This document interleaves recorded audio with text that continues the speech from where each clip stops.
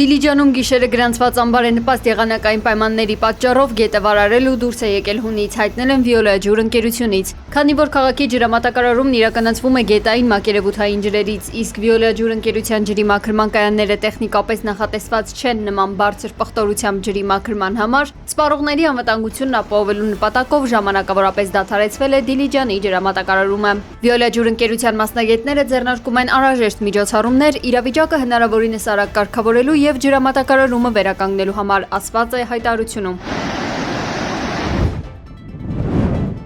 Դատարանը որոշում է կայացրել 2 ամսով կալանավորել Բարգավաճ Հայաստան կուսակցության առաջնորդ Գագիկ Ծառուկյանին։ Քաղաքական գործին մեղադրանք է առաջադրվել առանձնապես խոշոր չափերի հասնող խարդախության և փողերի լվացման համար։ Քննչական կոմիտեն նախօրեին ավելի քան 70 հասցեներում միաժամանակյա խուզարկություններ է իրականացրել։ Նույն քրեական վարույթի շրջանակում ձերբակալվել է նաև ենթադրյալ հանցավոր խմբի ևս մեկ անդամ։ Մեր համար սա անակնկալ չէր, սա այն պայից սկսած, երբ որ այս ապօրինությունները սկսել են, մենք հաստատել էինք, որ այս գործողություն լինելու է, որովհետև սա ուղիղ հանձնարարական է։ Այսինքն հրապարակային հնչել է, հրապարակային հնչեցվածի արդյունքը մենք հիմա տեսնում ենք, որոշումը դեռևս չի տվել, դա կծանոթանանք, ըստ դրա հաջորդ քայլերը կիրականացնենք։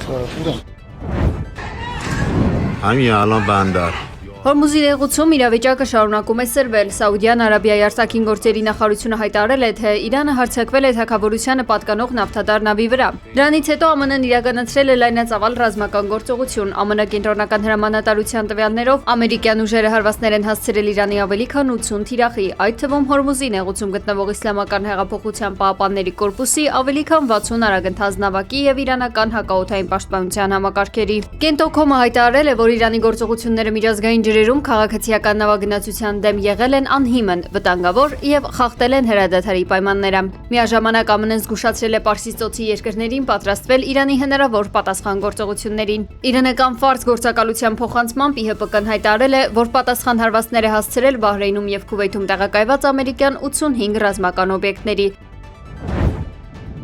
ՆԱՏՕ-ի անդամ պետություններն Անկարայի գագաթնաժողովում հաստատել են $50 միլիարդ սպառազինության նոր գործարքներ։ Եվրոպական կողմն այս ահռելի ծախսերով փորձել է հանգստացնել Դոնալդ Թրամփին և ապացուցել սեփական պաշտպանունակության հզորացումը, սակայն ԱՄՆ նախագահը կրկին թերահավատորեն է արտահայտվել դաշինքի վերաբերյալ և քննադատել դաշնակիցներին Իրանի դեմ պատերազմում անբավարար աջակցության համար։ Ընդհանուր լարվածության ֆոնին Թրամփը միակողմանիորեն չեղարկել է Թուրքիայի դեմ պատժամիջոցները և խոստացել վերականգնել F-35 կործանիչների վաճառքը։ Իրավիճակն ավելի է սրվել Գրենլանդիան Դանիայից խլելու և Միացյալ Նահանգների վերահսկողությանը հանձնելու Վաշինգտոնի կոշտ և հակասական պահանջի պատճառով։ Մասնագետները նշում են, որ այս ամենը փաստում է, որ նույնիսկ միլիարդավոր դոլարների ներդրումները չեն հարթում դաշինքի ներսում առկա խորքային պառակտումն ու անվստահությունը։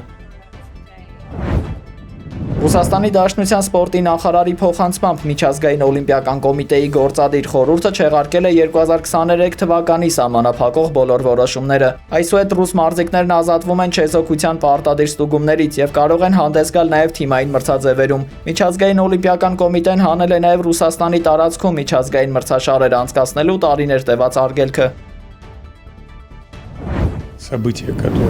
Կրեմլի խոսնակ Դմիտրի Պեսկովը հայտարարել է, որ Ռուսաստանը մեծ հետաքրքրությամբ է հետևում Անկարայում անցկացվող ՆԱՏՕ-ի գագաթնաժողովին։ Նա նշել է, որ արդեն իսկ հնչել են Ռուսաստանի հասցեին ուղղված բազմաթիվ հայտարարություններ, և ռուսական կողմը սպասում է տեսնելու, թե ինչպիսի վերջնական փաստաթղթեր կընդունվեն և ինչպիսի քննարկումներ կծավալվեն գագաթնաժողովի շրջանակներում։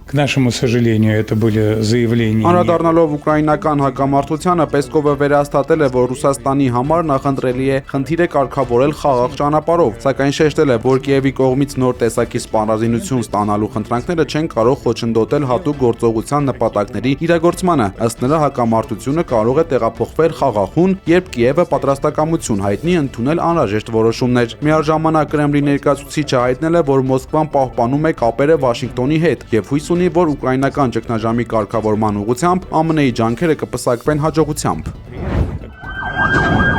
Դամասկոսում պայթյուն է եղել այն հյուրանոցի մոտ, որտեղ ժամանել էր Ֆրանսիայի նախագահ Էմանուել Մակրոնը։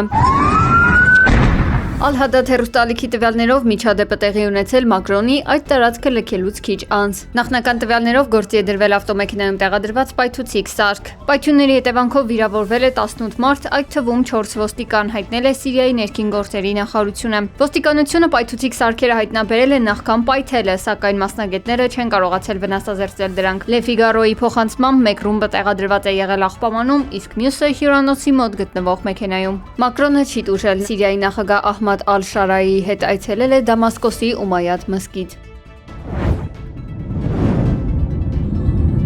Դնեպրոպետրովսկի մարզում գտնվող Նովայա Պոչտա բեռնատար տերմինալը հրդեհվել է ռուսական ավիահարվածից հետո։ Տեսանյութերը գիշերվանից լայնորեն տարածվում են սոցցանցերում։ Ուկրաինայի զինված ուժերը նման տերմինալներն օգտագործում են որպես լոգիստիկ կենտրոններ։ Օրինակ, անօդաչու թռչող սարքեր են պահվել եւ հավաքվել Սումիում, ավելի վաղ հայտնել էր Ռուսաստանի պաշտպանության նախարարությունը։